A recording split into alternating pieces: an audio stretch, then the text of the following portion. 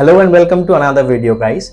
आज के इस वीडियो में हम लोग डिस्कस करेंगे एक बहुत ही वेल डिस्कस्ड टॉपिक के बारे में, जिसके बारे में बहुत चर्चे हो चुके हैं। यूट्यूब पे काफी सारे वीडियोस मिल जाएंगे आपको, जिसमें बताया गया है कैसे इस सिचुएशन से निकले, कैसे इस सिचुएशन को टैकल करे, क्यों होता है, कैसे होता है, कब होता है। बहुत से वीडियोस मिल जाएंगे। But in this video rather what we will do is, मैं आपको लाइव एग्जाम्पल दिखाऊंगा कि मेरा जो छोटा सा टैंक है, मेरा जो नैनो टैंक है, वो है 1 फीट बाई 1.5 फीट, मतलब 1.5 फीट, 1.5 फीट उसका हाइट है। सो वो एक बीटा टैंक है, बेटा फिश है उसमें। So what I will discuss in today's video is उस टैंक में क्यों ये इश्यूज हुआ, कब हुआ और कैसे हम इसको निकाल सकते हैं। So the topic we will be discussing about today is hair algae. अब ये हेयर एल्गी होता कैसा है, दिखने में कैसा होता है, कैसे और दूसरे एल्गी से इसको डिस्टिंग्विश कर पाओगे, क्या डिफरेंसेस होता है, मैं आपको ये छोटा सा वीडियो दिखाता हूं, जिसमें मैंने आज जब मैं अपना एक्वेरियम साफ कर रहा था तो मुझे इतना सारा रेसिड्यू मिला। अब ये क्यों मिला, let's come to that topic. ये इसलिए मिला कि मैंने ऑलमोस्ट 2-3 हफ्ते से इस एक्वेरियम में कोई मेंटेनेंस वर्क नहीं किया था। मतलब ना तो मैंने वाटर चेंज किया था, ना वाटर रिफिलिंग किया था, ना मैंने एल्गी ब्रश आउट किया, कुछ नहीं किया था। It was left just the way it is. ठीक है।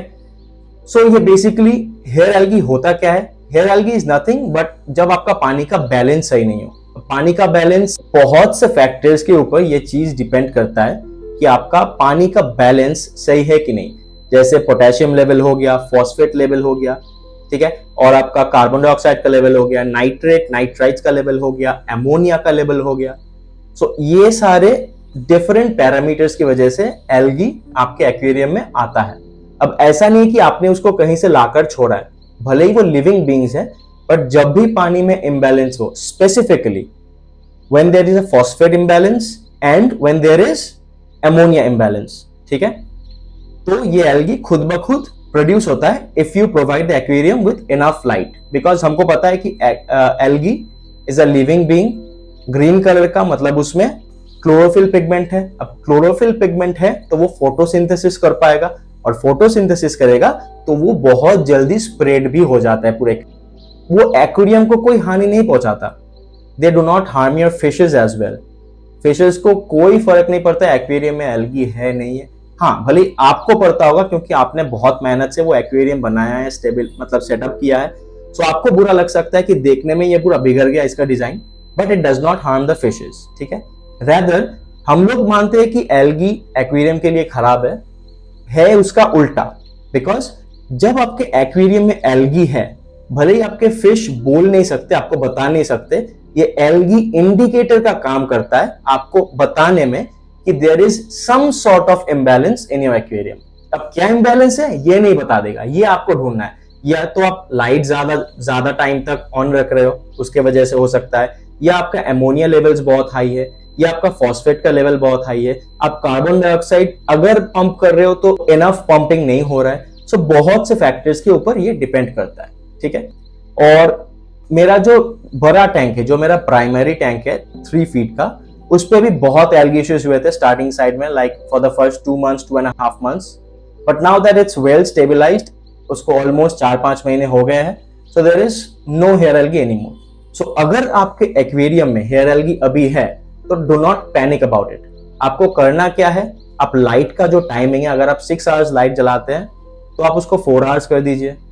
अगर आप एक्वेरियम का मेंटेनेंस, पानी चेंज 2 हफ्ते में 1 दिन करते हैं तो हफ्ते में 1 दिन कीजिए। अगर आप 10% पानी एवरी वीक चेंज करते हैं तो उसको 20% कर दीजिए। 30% करेंगे तो और भी बेहतर है। बिकॉज जब आप नया टैंक सेटअप करते हैं तो जो सबस्ट्रेट होता है और जो डिजाइनिंग पार्टिकल्स होता है, मतलब आप जो भी डालते हो उसमें, कोई शोपीस हो गया, प्लांट्स हो गया, कुछ भी, वो प्लांट सर रहे, शोपीस पे एल्गी हो रहे, कुछ भी हो, so they give out some sort of chemicals to the water and that disbalances the balance of your water. ठीक है। तो हम लोग बोलते हैं कि हम लोगों को न्यूट्रिएंट रिच सबस्ट्रेट चाहिए जिसमें बहुत ज्यादा न्यूट्रिएंट्स है for the plants to grow. सही बात है, नो डिसएग्रीइंग। बट जब आप वही सबस्ट्रेट पानी में डालते हैं और पानी चेंज नहीं करते या डिले करते हैं, what happens is the substrate keeps on giving out nutrients to the water column। जो पानी का लेवल है पूरा, उसमें पूरे में उसके अंदर जो भी कंपोजिशन है उस सॉइल का वो छोड़ता रहता है, and that becomes the food for hair algae।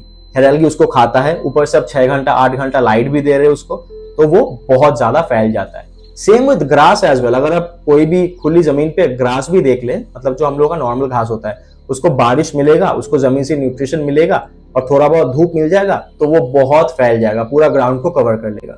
Same with hair algae as well. Maintenance नहीं करोगे तो सेम ही रिजल्ट निकल के आना है, फिर से वही हेयर एल्गी होगा and you can not run away from this problem. The better solution is to go ahead and increase the maintenance, the time you invest on your aquarium. It's not the money that matters. अब जितना भी खर्च करें aquarium पे, अगर आप time नहीं दे रहे हो कोई भी हॉबी के ऊपर, तो वो वेस्ट ही होना है। So rather than thinking कि एल्गी को कैसे हटाए या एल्गी को प्रिवेंट कैसे करें, do not go for short term solutions. जैसे हाइड्रोजन पेरोक्साइड 3% 6% का 2 सॉल्यूशंस आता है, फिर और एक सोल्यूशन आता है जो एल्गीसाइड्स होता है, वो भी यूज करके मैंने देख लिया था, कोई फर्क नहीं आया। What it does is वो आप ऊपर से उल्टा केमिकल्स पानी में मिला रहे हैं, सो पानी का जो बैलेंस है वो आप खुद ब खुद जानबूझ के बिगाड़ रहे हैं। So do not go for all those hoaxes. जो भी कंपनी बोल दे कि एल्गी मार देगा, 2 दिन में मार देगा, 7 दिन में मार देगा, do not fall for that. Just keep up with your maintenance, light का अमाउंट कम कर दीजिए और आपका पानी का जो चेंज है उसको 20% एवरी वीक।